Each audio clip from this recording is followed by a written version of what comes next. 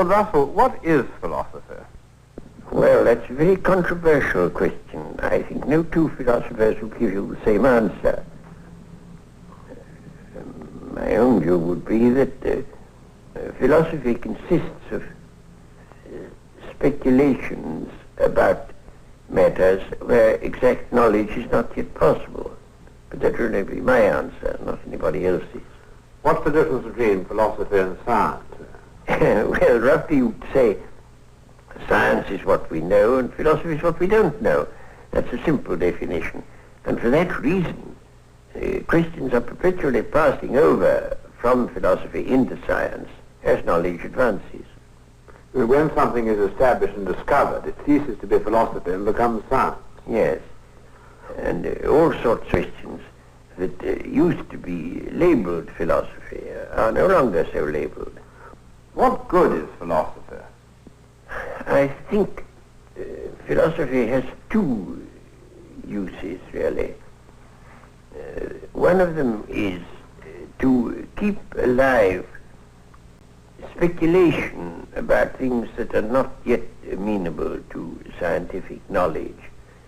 After all, scientific knowledge covers a very small part of the things that interest mankind and ought to interest them. There are a great many things of immense interest about which science, at present at any rate, has nothing to say.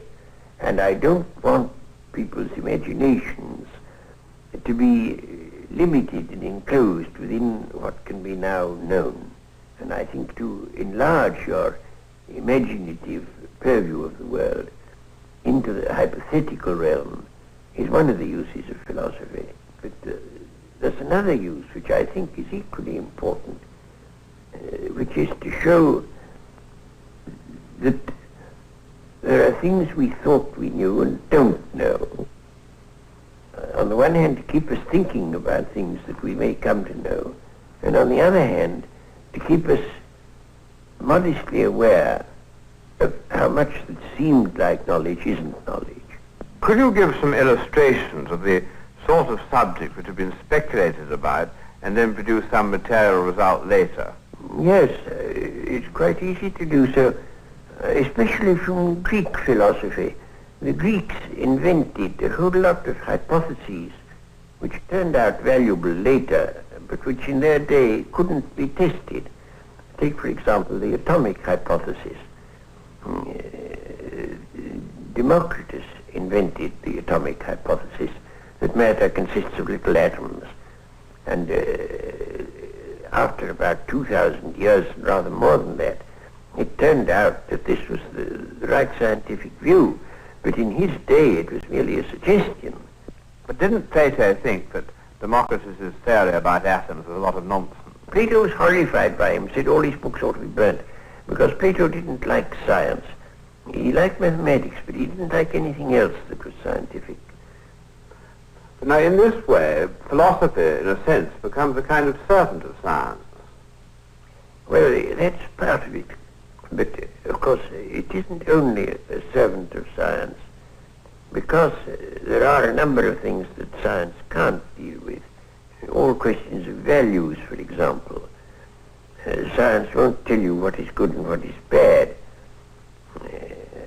Tell you what is good or bad as an end, and not just as a means. But what change has there been over the years in the attitude of philosophers and the public to philosophy, would you say?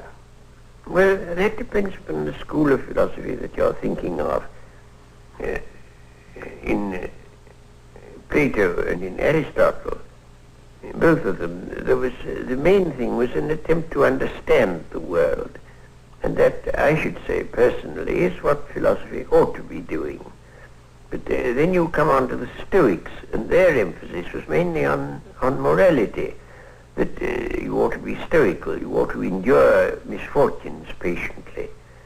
And that came to be the popular use of a philosopher.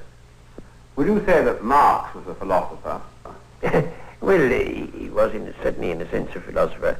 But now there you have an important division among philosophers.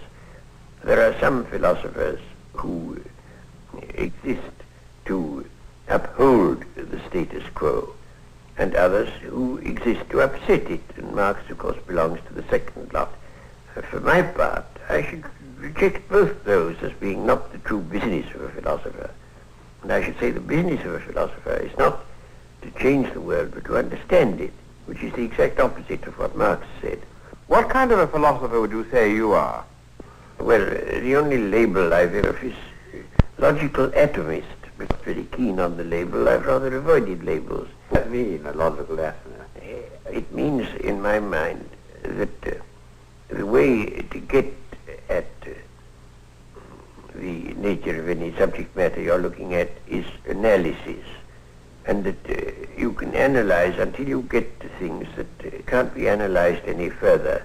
And those would be logical atoms. I call them logical atoms because they're not little bits of matter. They're the, so to speak, ideas out of which a thing is built up. What is the main trend of philosophy today? Well, one would have to distinguish there between English-speaking countries and continental European countries. The trends are much more separate than they used to be, very much more.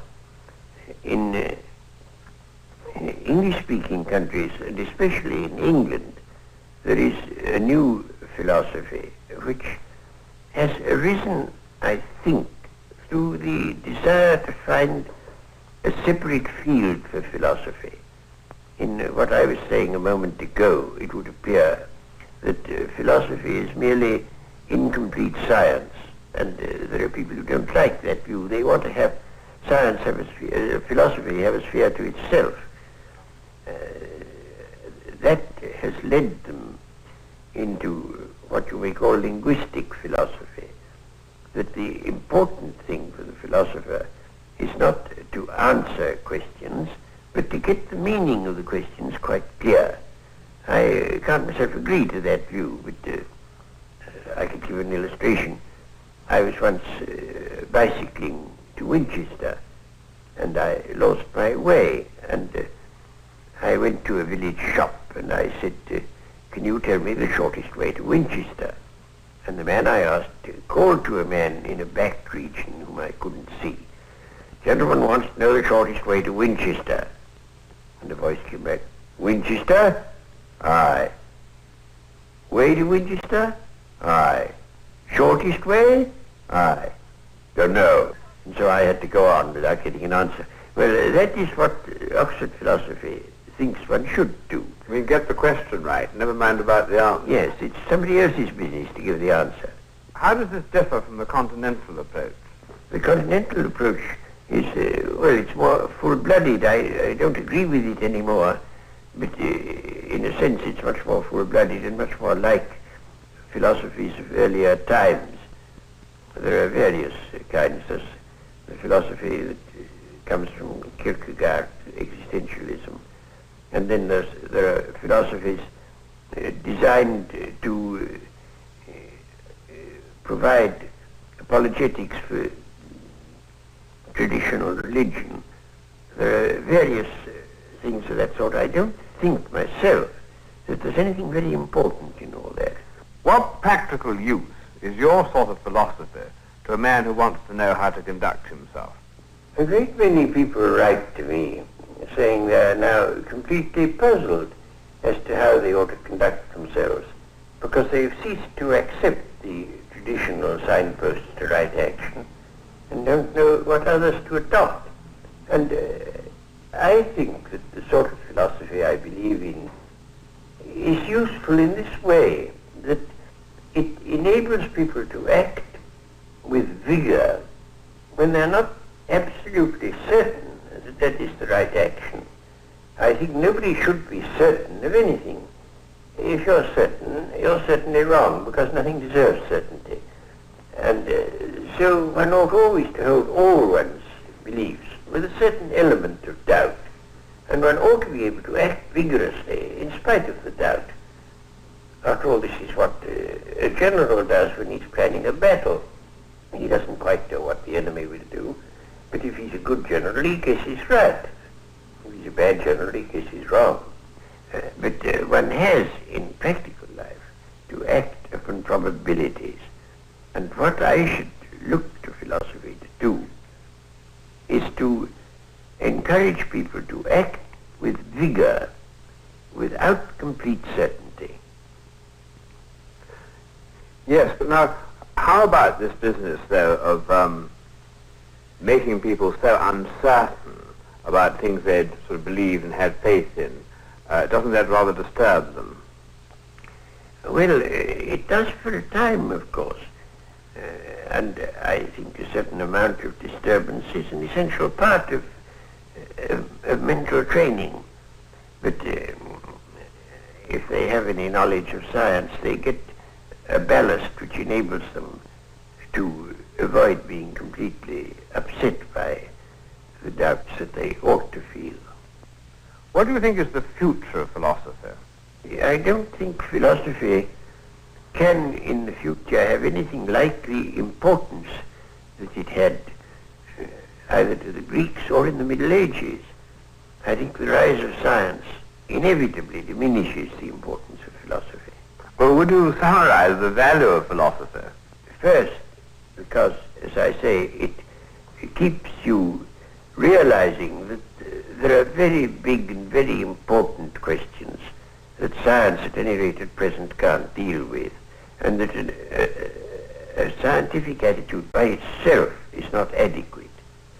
And the second thing it does is to make people a little more modest intellectually and aware that a great many things which have been thought certain turned out to be untrue, and that there's no shortcut to knowledge, and that the understanding of the world, which to my mind is the underlying purpose that every philosopher should have, that is a very long and difficult business about which we ought not to be dogmatic.